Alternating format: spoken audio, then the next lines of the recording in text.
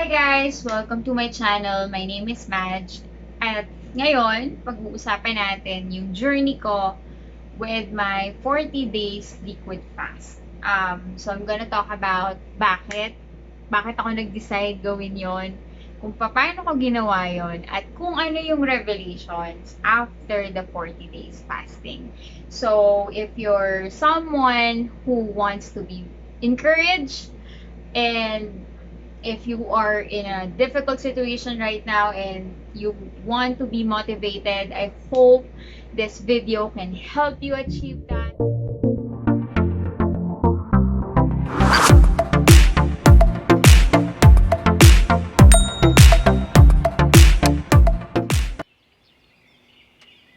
Day. So yesterday, natapos ko yung 40 days liquid fast ko. Today is June 10, so I started May 1st.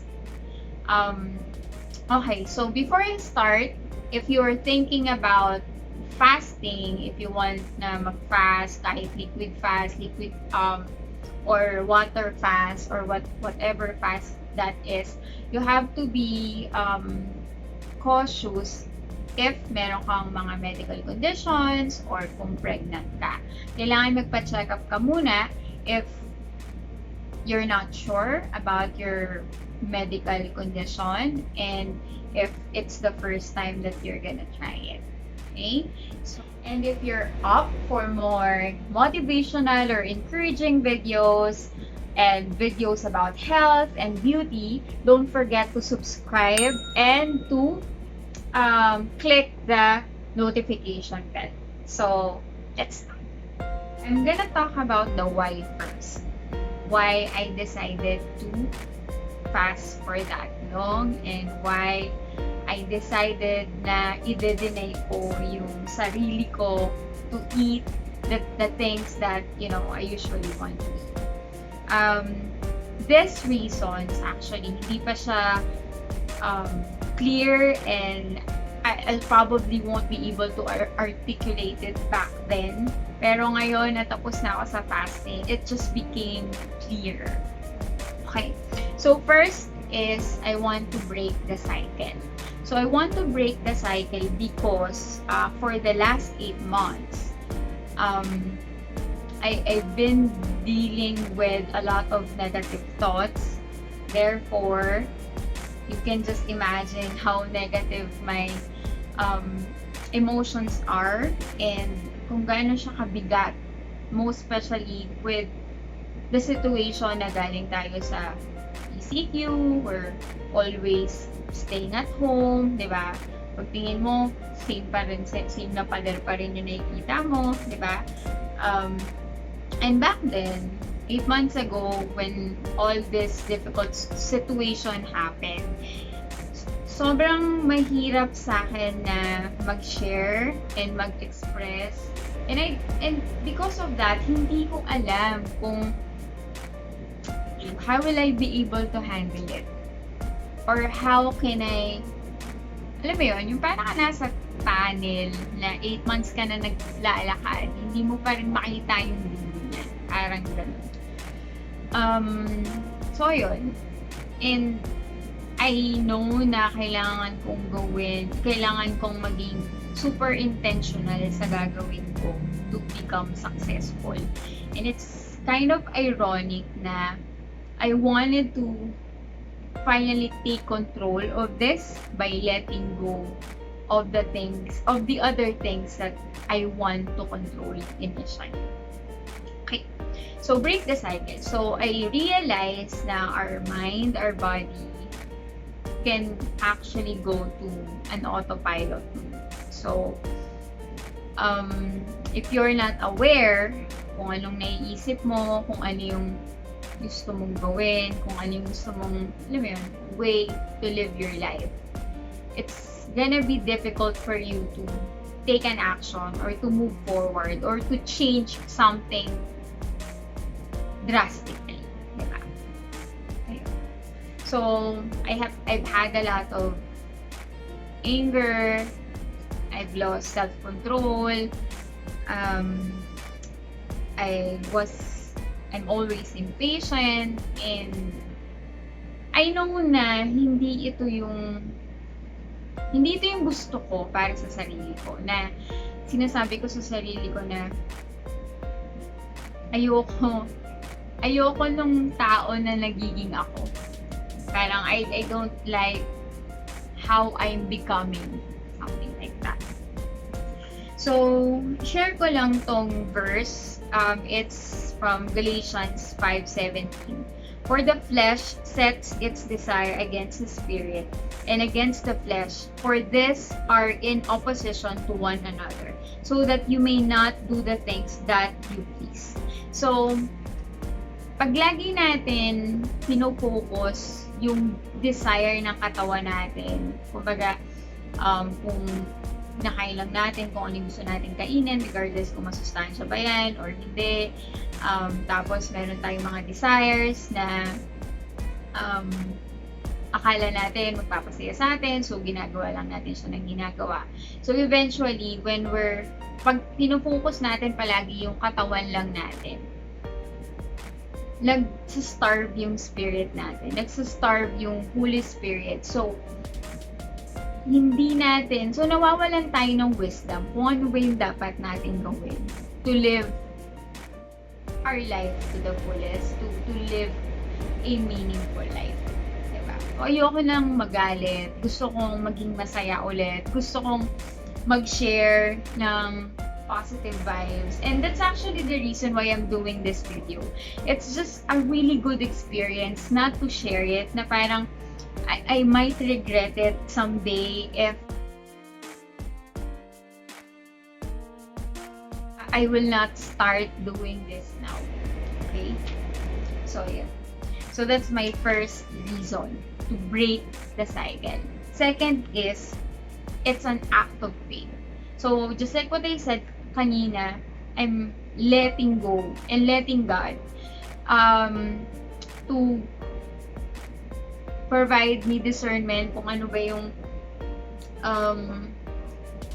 yung will niya para sa akin. I am still doing my best to allow God to take over everything, to remove anything or anyone that He doesn't want to be in my life. And I'm very grateful kasi nararamdaman ko talaga that God is working in me, not just within me, but towards the people around me, like my family. And I'm really grateful na during this difficult situation, I can feel how blessed I am to have friends that I can talk to with no judgment or whatsoever. And yeah, so act of faith, relying to God, trusting to God na kahit na 40 days akong hindi kumain ng maayos, hindi ako magkakasakit, or magkakaroon pa rin ako ng strength to do my daily routine like exercise. And true enough, He's really faithful and He works in mysterious ways. Yun, sobrang nakaka-overwhelm lang na despite the crisis, it actually became an opportunity for me to become better, to be healed. Naniniwala din ako that God is always teaching us. And kung hindi tayo matuto the first time, He's gonna teach us again. He's gonna give us another opportunity to learn. And if we don't learn, we will be given another opportunity. And if it gets, more painful, the more challenges that we get. But through that, syempre, magbibuild ka ng strength, magbibuild ka ng endurance, at mas lalong mag-deepen yung relationship mo with God. So, yun. So, now that I am relying on God, mas naging peaceful yung pakiramdam ko. Mas nakakatulog na ako ngayon. And kahit na hindi ako nakakain, hindi ako mainitin ng ulo. And kahit na wala akong masyadong kausap or hindi ako nanonood ng Korean drama, hindi na doon naka-base yung motivation mo, yung happiness mo. And it's just really difficult sometimes to see all of those. Kasi syempre, blindsided ka eh. Lalo na kung wala kang awareness. Lalo na kung marami kang bagay na nakukonfuse ka. So, ayun. So, isa sa mga bagay nga na na-remove sa equation is the food. So, nawala yung focus doon. So, mas nakapag-focus ako doon sa mga bagay na towards self-improvement, like the workout, the devotion, the motivational, the time I spend video call or talking with my family. So, that's really helpful. Share ko lang din yung verse, Joel chapter 2, verse 12 to 13. So, ito yung verse na dedicated ko dun sa number 2 reason ko, act of faith. Even now, declares the Lord, return to me with all your heart, with fasting and weeping and mourning. Rend your heart, not your garments. So, yun. So, it says here, return to me with all your heart. So, we don't actually choose God, we are chosen by God. So, minsan, pag alam niyang nakakalimot ka, you would really be called. And when that happens, you will be shaken. But then you will remember who you are in Him.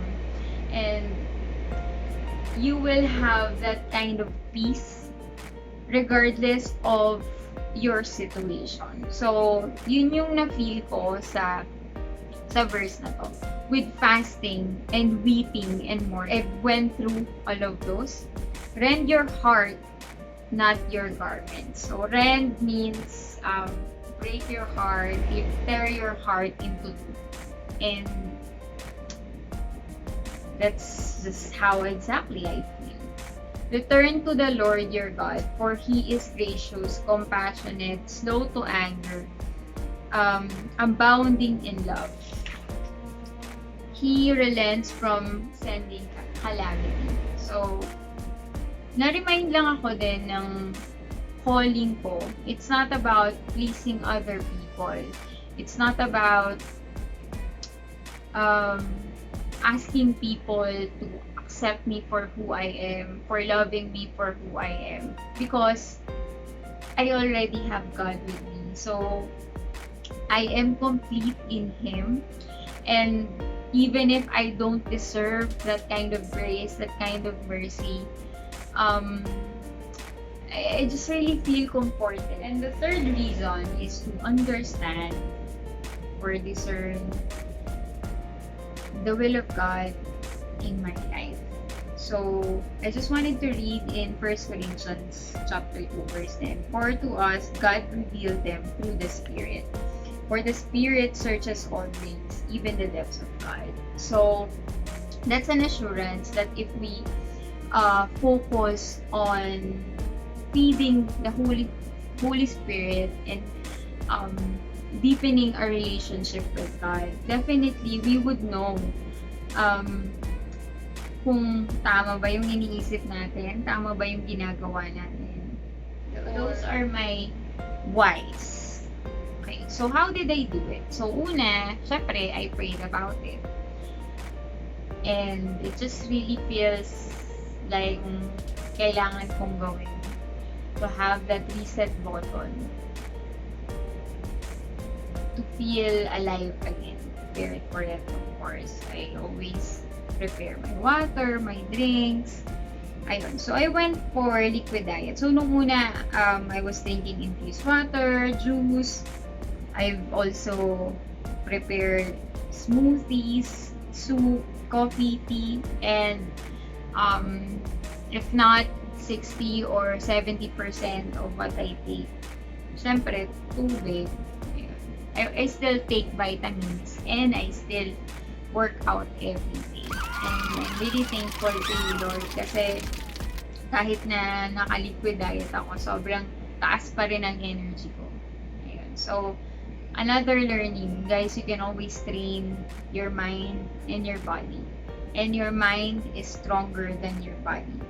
Na-sustain ko siya because I always, wake up with intention. And it's so fulfilling and satisfying to do things with intention. Minsan kasi pag naka-autopilot ka na, nakakalimutan mo na kung bakit mo ginagagay ngayon. Kaya minsan meron tayong mga illogical reasonings or mga bagay na nagagawa na dapat hindi mo ginagawa. I also spend a lot of time praying. So if this is like a spiritual fasting, of course, you cannot forget not to pray, not because you are praying to get through whatever you're going through, pero you're praying na to remind yourself na it's the Lord's battle and not yours anymore. What are the revelations? So ito yung pinaka-exciting part. And sana ma-articulate ko ng maayos na maintindihan nyo. Ayun. So, unang revelation is God always wants the best for you. Yeah. Diba kasi minsan tendency natin when something bad happened, we ask God, why did this happen? Why? Pinaparusahin mo ba ako? Or ito ba yung deserve ko? I mean, sobrang dami ng questions na hindi naman talaga masasagot or magagamot kung ano man yung hirap na nararamdaman natin. Sabi sa word niya na bago pa tayo ipinanganak, our days are already numbered. Diba? Alam niya yung bilang ng buhok natin, alam niya kung sino magiging parents natin, alam niya kung ano magiging gender natin, and all that. So definitely, God already has a plan for us. And sometimes, akala kasi natin, yung plan natin is yung plan niya. Pero minsan, we would only know or at least feel na ito yung will, Lord, is if we seek the Holy Spirit. Ayun. So, I've realized this revelation because ang dami kong naging realizations. Nakita ko yung mga bagay na tinotolerate ko before na sobrang red flag. Hindi mo kasi siya natututunan, sabi ko kanina, paulit-ulit kang nasasaktan. And God never wanted us to feel that way. So, definitely, we need to go back to Him and we need to trust Him that whatever you will gain or you will lose along the way, it's part of it. Diba? And regardless of that, you should still be His daughter or His son. Diba? Revelation is, actually it's not a revelation, it's a reminder. It's a reminder that my identity is in Christ. So, whatever He adds, removes in my life, pertaining to my career, relationships, possessions, those are not my fault. It's God's fault. Because it says on His word, Romans 8:28, and we know that in all things, God works for the good of those who love Him, who have been called according to His purpose. So it's always for our good when something happens. It might just hurt us, yes, might make us feel devastated. But if we go back to God, just like what the verse that I shared to you, return to the Lord your God, for He is gracious and compassionate. So He will provide the comfort, the love, the peace that we need. So that's it. I hope you guys like this video. And if you do, please don't forget to subscribe so that you can watch more motivational videos. Bye!